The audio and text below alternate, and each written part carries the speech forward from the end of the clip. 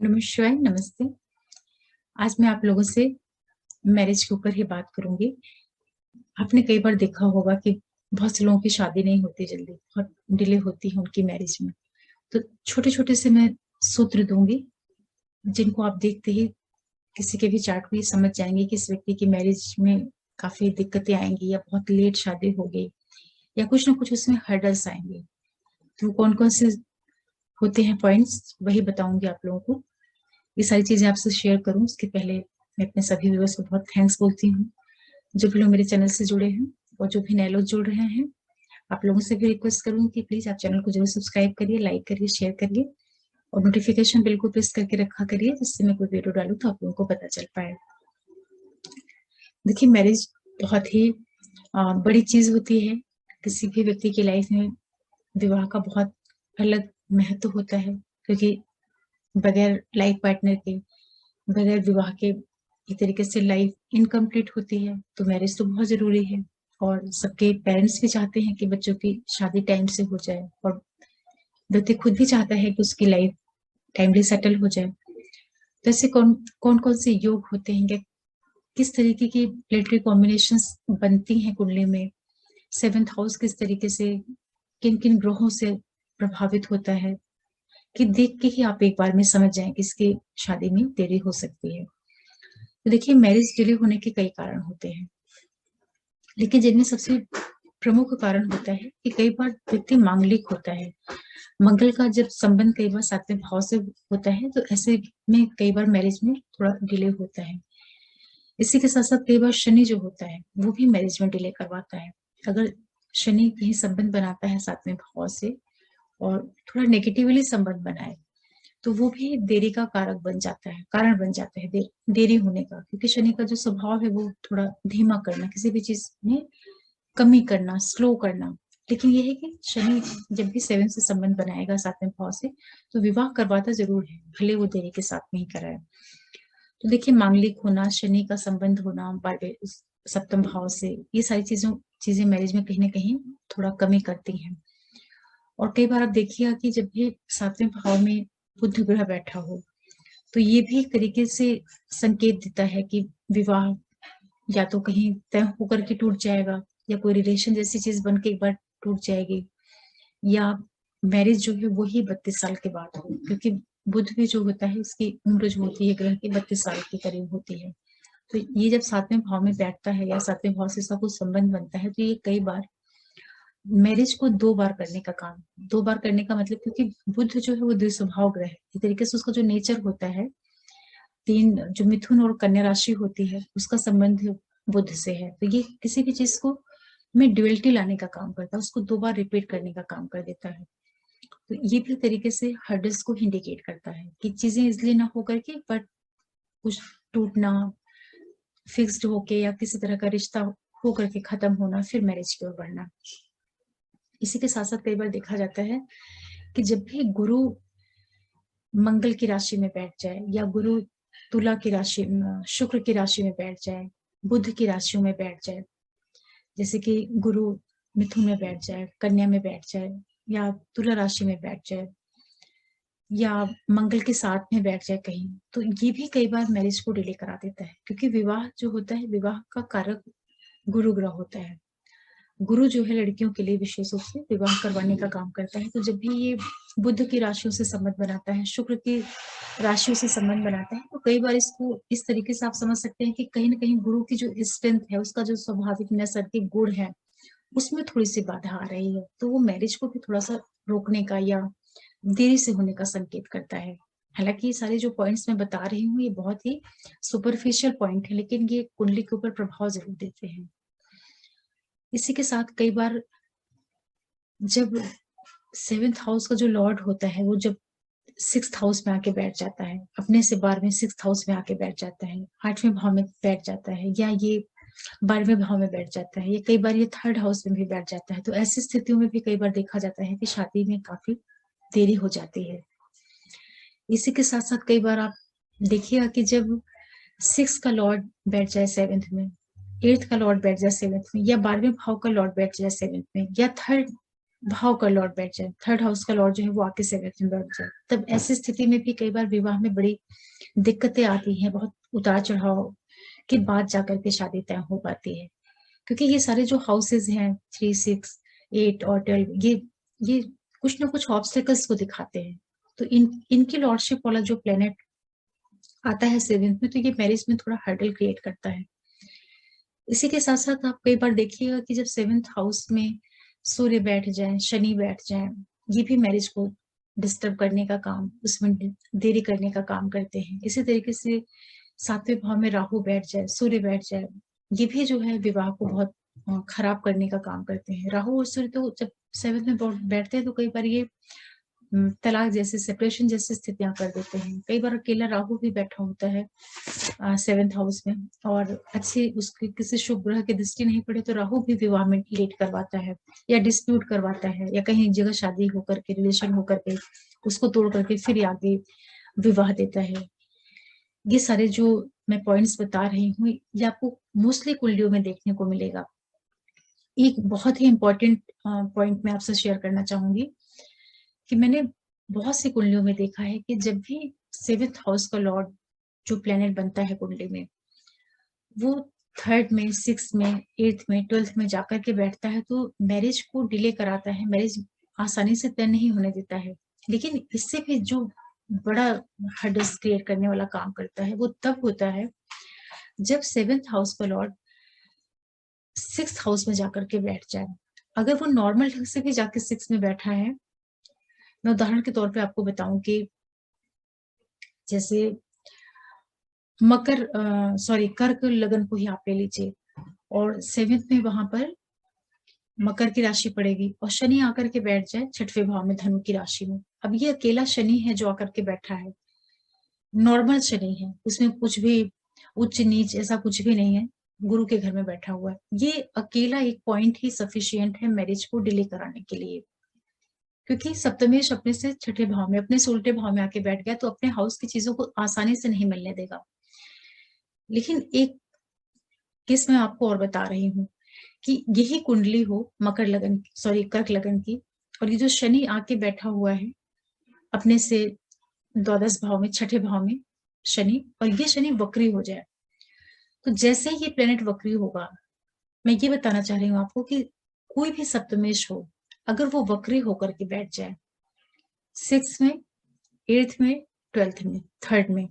विशेष रूप से six house में आकर के अगर वो वक्री होके बैठ जाता है, सेवेंथ का लॉर्ड प्लेनेट,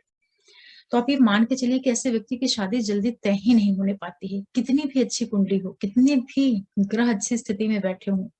लेकिन अकेला सप्तमेश जब वक्री होता है और छठवें भाव में आके बैठता है तो ये विवाह को तय होने में बहुत मेहनत करवाता है। ये मैंने बहुत सी कुंडलियों पे देखा है। और ये विवाह अगर कारक शुक्र अच्छी स्थिति में है, सप्तम भाव में कोई क्रूर ग्रह नहीं बैठा हुआ है, सेवेंथ हाउस पूरा क्लीन है, साफ सुथरा है, कारक जो है वो अच्छी स्थिति पे वेल प्लेस्ड है, तो विवाह तो हो जाएगा। लेकिन सप्तमेश चूंकि वक्री हो करके बैठा हुआ है तो ये सातवें भाव का जो सुख है, विवाह का जो सुख है, उसको जल्दी होने नहीं देता, उसे बहुत डिले करता है। अब ये प्लेनेट चाहे शनि बन के बैठे या मंगल बन के बैठे या कोई भी प्लेनेट बैठे, क्योंकि जैसे ही प्लेनेट वक्री हुआ, वक्री का मतलब ही हो गया कि वो ग्रह अब उस हाउस की चीजों को आसानी से नहीं मिलने देगा। वक्री का मतलब ही होता है एक किस्म का टेढ़ापन। टेढ़ापन का मतलब ये नहीं कि वो प्लेनेट लंगड़ा हो गया है, टेढ़ा का मतलब कि अब वो ग्रह अपने हाउस की चीजों को बहुत आसानी से नहीं देगा, बहुत उसमें स्ट्रगल कराएगा, बहुत मेहनत कराएगा, बहुत आपको प्रयास करना पड़ेगा, तब जाकर के रिश्ता आपका तय होगा। इसी के साथ साथ जब भी सेवेंथ हाउस में कोई भी मेल्फिक प्लेनेट बैठ जाए, क्रूर ग्रह बैठ जाए, राहु बैठ जाए, मंगल बैठ जाए, शनि बैठ जाए, मंगल केतु बैठ जाए, शनि केतु बैठ जाए, या अकेला केतु बैठ जाए, और साथ में हाउस के जो जस्ट साइड वाले हाउसेज हैं, सिक्स है और एट्थ है, वहां पे कोई प्लेनेट आ जाए, क्रूर प्लेनेट आकर के बैठ जाए, कहने का मतलब ये है कि सेवेंथ हाउस जैसे ही पाप कर्तरी में हो जाए तो भी ये मैरिज बहुत डिले करा देता है, जल्दी ही विवाह को नहीं होने देगा। इसी के साथ साथ आप देखिएगा कि जब भी सेवेंथ हाउस का लॉर्ड कुंडली के थर्ड में, सिक्स में, एट्थ में, ट्वेल्थ में जाकर के बैठे और वहां पर ये किसी क्रूर ग्रह के साथ बैठ जाए, या उस जहां पे सप्तमी जाकर के बैठा है उसके पास पापकर्तरी का प्रभाव आ जाए, ये भी मैरिज में डिले करा देता है। कहने का मतलब ये है कि किसी की भी जो शादी है वो बहुत लेट हो रही है, या तय नहीं हो रही जल्दी, कहीं फिक्स नहीं हो रही है, बात चल चल के टूट रही है, या विवाह किसी तरह हो भी गया तो उसमें सुख नहीं मिल रहा है, उसमें दिक्कतें बनी हुई हैं, बार बार हर्डल्स आ रहे हैं, व्यक्ति बहुत परेशान हो रहा है अपनी अपनी शादी को लेकर के। तो आप हमेशा देखिए कि सेवेंथ हाउस का लॉर्ड जो कारक शुक्र है, ये सारे कहीं ना कहीं पीड़ित होते हैं। और ये चीज दिक्कत तब अधिक बढ़ जाती है जब ये सारे त्रिशदाय भाव से संबंध बना ले, थर्ड, सिक्स, एट, ट्वेल्थ, क्योंकि ये सारे खलल वाले, डिस्टर्बेंस वाले हाउसेज हैं। इन हाउसेस का इन्वॉल्वमेंट सेवेंथ के साथ में होते ही विवाह में डिले होना, विवाह होके दिक्कतें पैदा होना, उसमें मतलब कुछ ना कुछ आपको असंतोष मिल ही जाएगा सातवें भाव से संबंधित, जब भी आप रिजल्ट लेना चाहेंगे। इसको तो आप लग्न कुंडली में देख ही लीजिए। लग्न कुंडली सफिशिएंट होती है, काफी कुछ इंडिकेट कर दे, हिंट दे देती है, इंडिकेट भी कर देती है कि मैरिज में क्या होने वाला है, क्या पॉसिबिलिटीज हो रही हैं। कुंडली कितनी भी अच्छी हो, कितने भी योग कारक प्लेनेट बैठे हुए हों, हो सकता है कि वो लाइफ के दूसरे सेक्टर में बहुत उसी व्यक्ति को बहुत सक्सेस दे रहे हों, बहुत सक्सेसफुल बना रहे हों, लेकिन सेवेंथ हाउस कैसे डैमेज होता है? क्योंकि मोस्टली जो एक एस्ट्रोलॉजर हूँ मैं, तो मेरे पास जो चार्ट आते हैं मोस्टली मैरिज के ही आते हैं। मैरिज के आएंगे, बच्चों के आएंगे, करियर का आएंगे, तीन चीजों को लेकर के बहुत ज्यादा लोगों के क्वेश्चन आते हैं। तो रिसेंटली भी मैंने 3-4 चार्ट देखे हैं, तो उसमें सेवेंथ हाउस किस तरीके से पीड़ित हो रहा है, कितनी बुरी तरीके से उस भाव के सुखों में कमी आ रही है। तो वहां पे मैंने देखा कि वक्री प्लैनेट बहुत मेजर रोल प्ले करते हैं सेवेंथ हाउस में डिस्टरबेंस पैदा करने के लिए। और कोई भी मेलेफिक प्लेनेट, कोई भी दो मेलेफिक प्लेनेट अगर सेवेंथ में आ गए, दो या दो से अधिक तो आप मान के चलिए, लेकिन अगर दो भी आ गए और सप्तमेश आपका वक्री हो गया, छाठ 12 में चला गया, तो आप मान के चलो कि मैरिज में लेट होना ही होना है। मैरिज हो भी गई तो बहुत एडजस्ट करके चलना पड़ता है। लग्न कुंडली में सारी चीजें देखने के बाद आप नवमांश कुंडली में एक बार जरूर चेक कर लीजिए कि जो सप्तमेश है आपका लग्न कुंडली का, वो नवमांश कुंडली में कहाँ जाकर के प्लेस्ड हुआ है। और इसी के साथ साथ आप ये भी जरूर देखिए कि नवमांश कुंडली में अगर चौथा भाव अच्छी स्थिति में है, क्योंकि विवाह का सुख आप चौथे भाव से ही देखेंगे, नवमांश के चौथे भाव से देखेंगे, तो अगर चौथा भाव सेफ है, सुरक्षित हो गया, वहां कोई क्रूर प्लेनेट नहीं बैठा, किसी की खराब दृष्टि उस पर नहीं जा रही है, नवमास का जो चतुर्थेश है वो ठीक ठाक स्थिति में बैठा है, तो आप ये मान के चलो कि कितने भी हर्डल्स आएंगे, मैरिज किसी तरह हो जाएगी, और लाइफ, व्यक्ति की लाइफ जो है वो कुल मिलाकर के कट जाएगी। बहुत अच्छी ना निकले, लेकिन हाँ ये है कि जिंदगी उसकी निकल जाएगी किसी तरह से। और एक चीज आप और भी देखिएगा कि जब भी आप सेवेंथ हाउस के रिजल्ट को देख रहे हैं, तो आपको ये जरूर आप देखिएगा कि सेवेंथ हाउस कितना भी बिगड़ा हुआ हो, सेवेंथ का लॉर्ड बकरी हो, छाठ 12 में जाके बैठा हो, या छाठ 12 के जो लॉर्ड प्लेनेट है उनके साथ जाकर के बैठा हो कहीं, छाठ 12 हाउसेज में ही बैठ जाए, सेवेंथ का लॉर्ड छाठ 12 हाउसेज में बैठे, या 7-8 क्या छाठ 12 के लॉर्ड के साथ कहीं बैठ जाए, बुरी कंडीशन में आकर के फंस जाए, ये सारी चीजें आपने देख लिया। लेकिन आप ये जरूर देखिएगा कि जो जिसका आप चार्ट देख रहे हैं उसके लग्नेश को जरूर चेक कर लीजिए, क्योंकि जो व्यक्ति है अगर उसका लग्नेश प्लेनेट मजबूत होगा तो उसका विवाह भले ही मुश्किलों से हो, किसी तरह से तय हो जाएगा, लेकिन अगर लग्नेश अच्छा होगा, अच्छी स्थिति में होगा, तो ऐसा व्यक्ति कितनी भी दिक्कत से उसकी मैरिज हो, फिर आगे उसको वो चला ले जाता है। लेकिन इन्हीं दिक्कतों के साथ में अगर कहीं व्यक्ति का लग्नेश भी वक्री हो गया, लग्नेश वक्री होकर के कहीं छाठ 12 में जाकर के बैठ गया, और सेवेंथ हाउस की ये स्थिति है, तो आप 100% मान के चलिए कि इस व्यक्ति का विवाह जल्दी नहीं होगा। अगर विवाह हो भी गया तो ये व्यक्ति स्वयं अपने नेचर से भी अपनी मैरिज को खराब करेगा। ये मैंने बहुत कुंडलियों में देखा है। मतलब बहुत ऐसे कुंडलियों को देखते हुए बहुत कष्ट होता है, बहुत पीड़ा होती है, क्योंकि लग्नेश वक्री हो गया, तो लग्नेश का वक्री होना ही अपने आप में एक इंडिकेशन दे देता है कि ऐसा जो व्यक्ति होता है, लग्नेश वक्री हो, और वो लग्नेश जब भी क्रूर ग्रह बन जाए, क्रूर का मतलब है जैसे कि शनि शनि वक्री हो, मकर और कुंभ की कुंडली हो, वहां पे शनि वक्री होकर के 6-8-12 से संबंध बनाए, वहां जाके बैठे, तो ऐसा जो जातक होता है वो बहुत ही, उसका जो बेसिक स्वभाव होता है वो बड़ा बहुत एरोगेंट नेचर का होता है। उसका जो एटीट्यूड होता है वो बड़ा हर्टिंग होता है, बड़ा स्ट्रेट फॉरवर्ड होता है। वो चीज़ों को इस तरीके से प्रेज़ेंट करेगा, ऐसे बात करेगा कि वो किसी के साथ जल्दी एडजस्ट नहीं कर पाता है। आप इस तरीके से भी समझ सकते हैं। सैटर्न जैसा ग्रह जब वक्री होता है तो व्यक्ति के नेचर को बहुत बहुत नीरस, बहुत रूखा, हालाँकि ऐसा व्यक्ति अंदर से नहीं खराब होता, अंदर से अच्छा होता है, उसके अंदर सेवा धर्म सब कुछ रहेगा, लेकिन वो सैटर्न नीरस प्लैनेट, क्रूर प्लैनेट और वो वक्री हो जाता है तो उसके अंदर ये सारी क्वालिटीज़ और ज़्यादा बढ़ जाती हैं। इसी तरीके से लग्नेश मंगल हो, वक्री हो जाए और 7th हाउस इतनी बुरी स्थिति में फँसा हो, तो ऐसे व्यक्ति के भी विवाह के क्षेत्र में बहुत दिक्कत आती है। कोई भी आप मेलेफिक प्लैनेट ले लीजिए, क्योंकि एक तो वो ग्रह अपने आप में इतना तेज तर्राट, ऊपर से वो वक्री भी हो गया, तो वक्री होते ही वक्री को देख करके आप कभी ये मत सोचिए कि वक्री प्लैनेट बहुत अच्छा होता है। वक्री प्लैनेट अच्छा होता है, इसमें कोई दो राय नहीं है।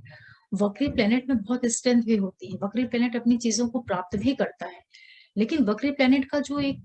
एक्चुअल जो रियल चार्ट के ऊपर रिजल्ट आता है वो यही होता है कि वक्री प्लैनेट जिस भी चीजों को लेकर के चल रहा होगा, उस चीजों को प्राप्त करने में वो बहुत मेहनत कराता है, व्यक्ति को रुला देता है, क्योंकि वो आसानी से चीजों को नहीं मिलने देता है। वो जो कुछ प्राप्त करेगा मेहनत से ही प्राप्त करेगा। तो वक्री प्लैनेट्स को आप जरूर चेक करिए कि सप्तमेश वक्री है तो क्या हालत हो रही है उसकी। और ये जो प्लैनेट्स के बारे में आपको बता रही हूँ कि वक्री हुए हैं, तो इनके अंदर जो नेगेटिविटी वाला जो प्रभाव ये देने का प्रयास करेंगे उसमें कमी आ सकती है। वो तब आएगी जब इन ग्रहों को कोई शुभ ग्रह देख ले, कुंडली का कोई योग कारक शुभ ग्रह हो जो देख ले, तब इनकी नेगेटिविटी में वो कमी कर देगा। या इसी तरीके से आप ये मान के चलिए कि कोई भी प्लेनेट, चाहे वो सप्तमेश वक्री हुआ है, चाहे वो लग्नेश वक्री हुआ है, वो कहीं शुभ ग्रहों के बीच में आ जाए, शुभ ग्रहों से दृष्ट आ जाए, शुभ कर्तरी में आ जाए, शुभ ग्रहों के प्रभाव में आ जाए, शुभ ग्रह के नक्षत्र में जाके बैठ जाए, तब इनकी अशुभता में या इनकी जो हर्डल्स देने की जो इंटेंसिटी है, जो इनका एक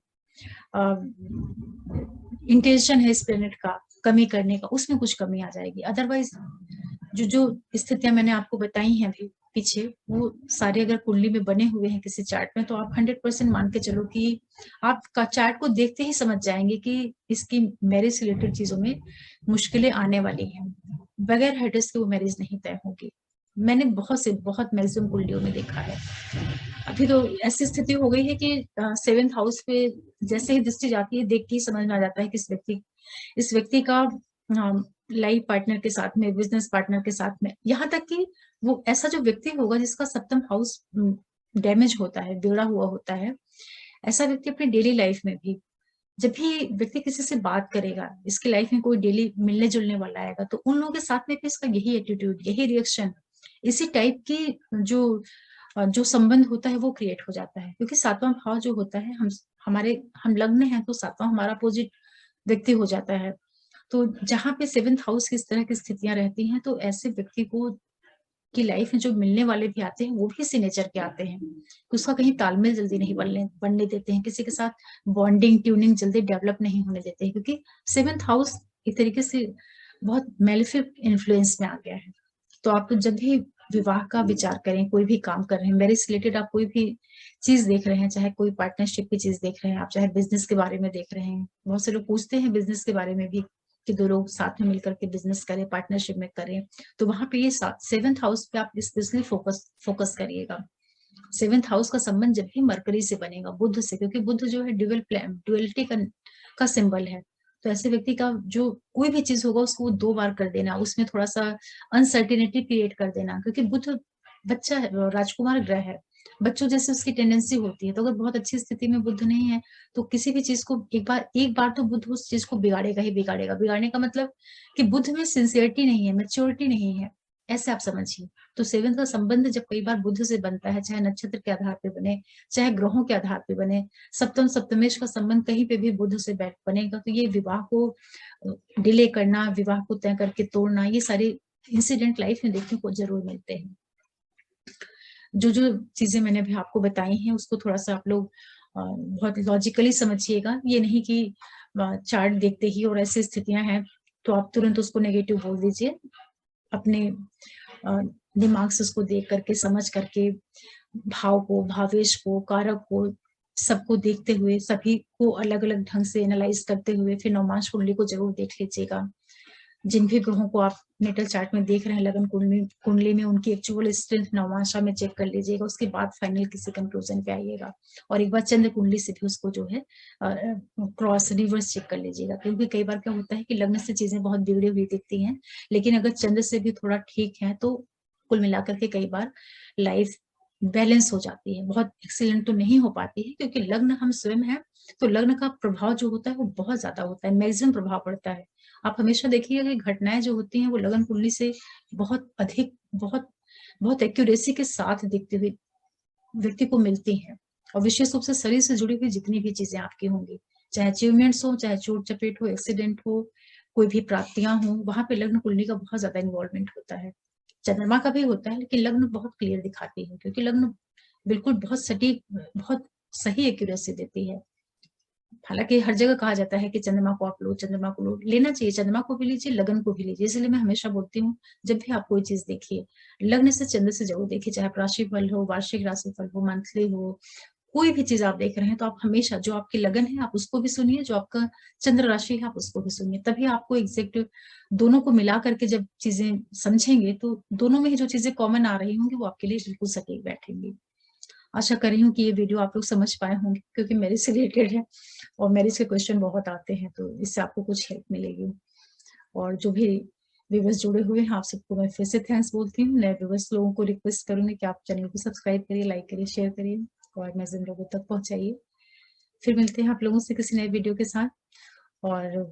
आप लोगों को भी जो पसंद हो, जिस टॉपिक को आप जानना चाहते हो, जो आपकी इच्छा हो, जो आप लोग जिस विषय के ऊपर बात करना चाहते हो, आप अगर कमेंट सेक्शन में उसके बारे में लिखेंगे तो मैं उसको भी वीडियो लेकर के आऊंगी। मुझे भी अच्छा लगता है कि कोई मुझे गाइड करे कि आप इस पे बनाओ इस चीज को, क्योंकि एस्ट्रोलॉजी है, बहुत अच्छा विषय है, बहुत अच्छा लगता है ये, और लोगों के साथ शेयर करने में तो बहुत ही अच्छा लगता है। फिर मिलते हैं आप लोगों के साथ किसी नए वीडियो के साथ, तब तक के लिए ओम नमः शिवाय, नमस्ते।